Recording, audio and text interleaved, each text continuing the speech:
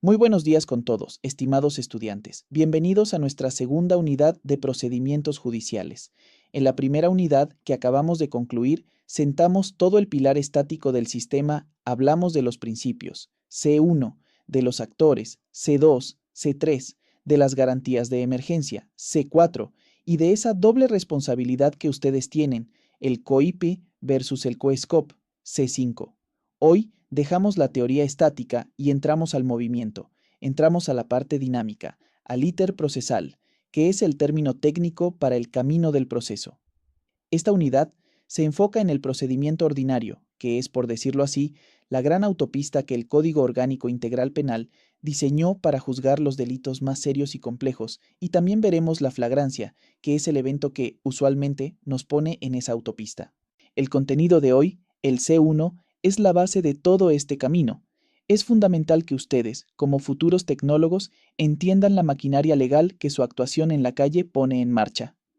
Cuando ustedes, como primeros respondientes, realizan una aprehensión en flagrancia, que veremos en C4, ese acto no es el final de nada, es el detonante, es la llave que enciende el motor de esta maquinaria.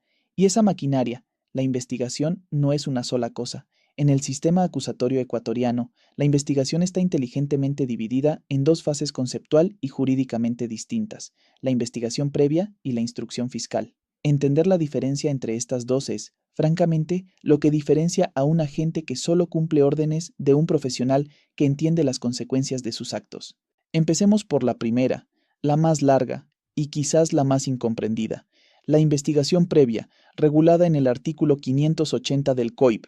Esta, como nos dice la doctrina, es una fase preprocesal. Grábense esa palabra, pre, antes del proceso. El partido judicial, por así decirlo, aún no ha comenzado formalmente. Es la investigación exploratoria. ¿Cuál es su finalidad? El artículo 580 es clarísimo. Su objetivo es reunir los elementos de convicción, de cargo y descargo que permitan al fiscal decidir si formula o no la imputación. En esta etapa, el fiscal está en modo detective. Está tratando de responder una sola pregunta. ¿Hay mérito para iniciar un proceso penal, sí o no? Piénsenlo en un caso complejo, un caso real aquí en Quito, por ejemplo, un presunto peculado en un ministerio. La Contraloría envía un informe con indicios de responsabilidad penal.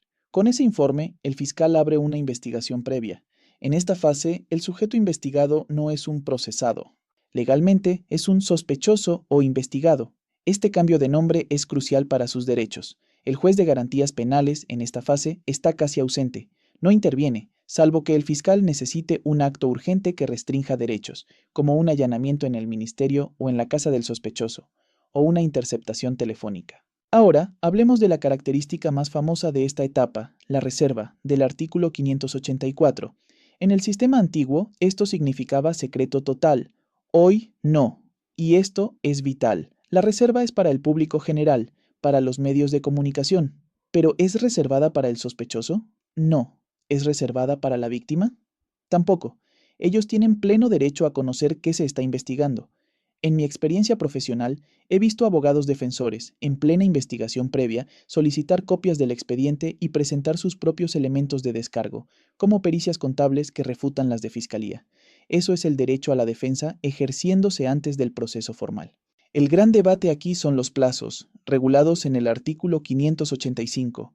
La ley dice que esta investigación previa durará hasta 1 año en delitos con pena de hasta 5 años, pensemos en un hurto, y hasta 2 años en delitos con pena mayor a 5 años, como ese peculado o un asesinato. Aquí viene el error común que cometen incluso abogados. Creen que esos plazos de 1 o 2 años son fatales. Creen que si el fiscal, en el caso de peculado, se pasa del día 730, 2 años, el caso se cae y la prueba obtenida en el día 731 es nula. Esto es incorrecto.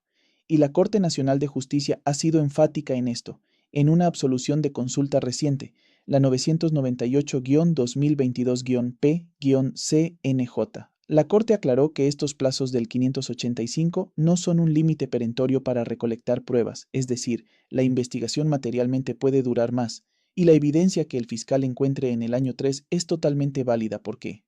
Porque esos plazos son para que el fiscal decida si acusa o archiva, pero no pueden irse en contra del derecho constitucional de la víctima.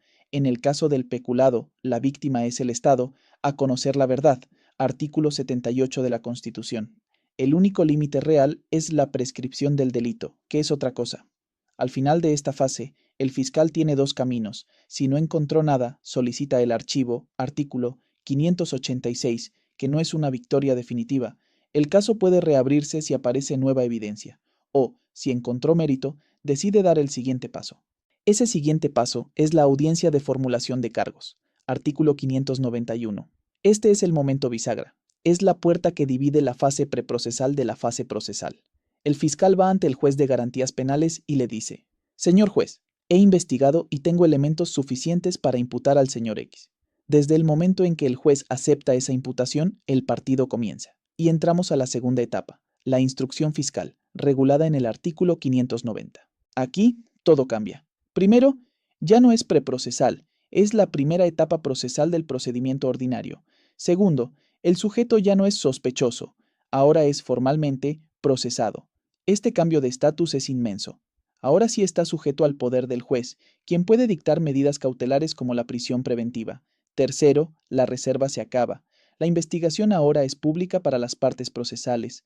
Cuarto, el juez de garantías penales ya no es un espectador. Ahora es el árbitro activo que controla los plazos y garantiza los derechos de todos. La finalidad de esta etapa, según el artículo 590, es similar a la anterior: determinar los elementos de convicción, de cargo y descargo. Pero el objetivo es distinto. Ya no es para ver si imputamos, es para ver si acusamos y vamos a juicio. Y la diferencia más dramática, los plazos. Olvídense de 1 o 2 años. El plazo ordinario de la instrucción fiscal, según el artículo 592, es de 90 días. El fiscal puede pedir una prórroga, pero el tiempo total máximo no puede exceder los 120 días. Y, compañeros, este plazo sí es fatal. Es de caducidad. Si el fiscal llega al día 91 o al 121 y no ha cerrado su investigación, el juez lo declara nulo o cierra la etapa. ¿Por qué tan estricto aquí y tan flexible en la investigación previa? Por el derecho a la defensa y la seguridad jurídica. En la previa, el sujeto era sospechoso, estaba en libertad, usualmente. Ahora es procesado y es muy probable que esté en prisión preventiva. El Estado no puede tener a un ciudadano en ese limbo, procesado y preso, por tiempo indefinido. Es un balance de derechos. Al final de estos 90 o 120 días fatales, el fiscal ya no archiva. Ahora debe emitir un dictamen o presenta una acusación formal diciendo: tengo el caso, juez, vamos a juicio. O presenta un dictamen abstentivo que llevará al sobreseimiento, que es una victoria mucho más definitiva para el procesado. Quiero que entiendan la filosofía detrás de esta división y el impacto real que tiene en la libertad de una persona. Piensen en la investigación previa como un gran embudo. La sociedad, a través de denuncias, reportes de prensa o sus partes de aprehensión, vierte cientos de hechos presuntamente delictivos en este embudo. El trabajo del fiscal, en esta fase de hasta 2 años, es filtrar. Su objetivo no es encarcelar, su objetivo es determinar si existe mérito. Y como el sujeto es solo un sospechoso, sus derechos constitucionales están en su punto más alto. No puede ser llamado a juicio, no se le pueden dictar medidas cautelares como la prisión preventiva, porque eso requiere un procesado, y su nombre, en teoría, está protegido por la reserva. Es una investigación contra el delito, más que contra la persona. Ahora, ¿qué pasa si el fiscal, al final de este largo camino, no encuentra lo suficiente? Solicita el archivo. Y esto es crucial, presten atención. El archivo del artículo 586 no hace cosa juzgada, es una victoria temporal para el sospechoso. Es el fiscal diciendo: con lo que tengo hoy no puedo iniciar un proceso. Pero si en 6 meses aparece un nuevo video, un nuevo testigo, o su informe pericial se complementa, el fiscal puede reabrir esa investigación previa y continuar. Es una puerta que queda legalmente entornada. En cambio, la audiencia de formulación de cargos, artículo 591, es la línea en la arena.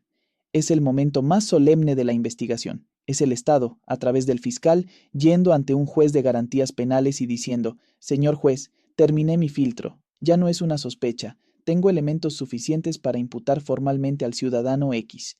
En ese segundo, el sospechoso se convierte en procesado. Su estatus legal cambia para siempre. Ahora sí es parte formal de un proceso. Y como ahora es procesado, el juez sí puede, en esa misma audiencia, dictar una prisión preventiva. ¿Ven por qué ahora el plazo se vuelve fatal? Como el ciudadano ahora está formalmente procesado y muy posiblemente privado de su libertad, no podemos volver a los plazos flexibles de 1 o 2 años. La Constitución y la ley dicen: fiscal, usted ya decidió imputar. Usted ya activó el poder coercitivo del Estado. Ahora tiene 90 días, con un máximo de 120, para probar su caso y decidir si acusa. El juez de garantías penales se convierte en un cronometrador implacable, protegiendo al procesado de la dilación, y si al final de esos 90 días el fiscal no tiene lo suficiente, ya no puede archivar, debe pedir el sobreseimiento. Y el sobreseimiento, amigos, sí es una victoria definitiva. Esa puerta sí se cierra, usualmente hace cosa juzgada. Para ustedes, como tecnólogos, esto significa que la calidad de su trabajo inicial, su parte, sus entrevistas, la preservación de la escena, es lo que le da al fiscal la munición para decidir si cruza ese puente de la formulación de cargos.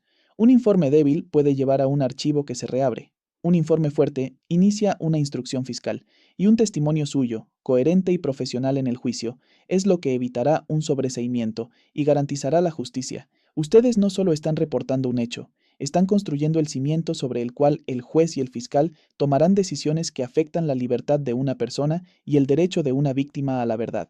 El rol cambiante del juez de garantías penales. En la investigación previa, el juez es como un guardián que vive fuera del castillo.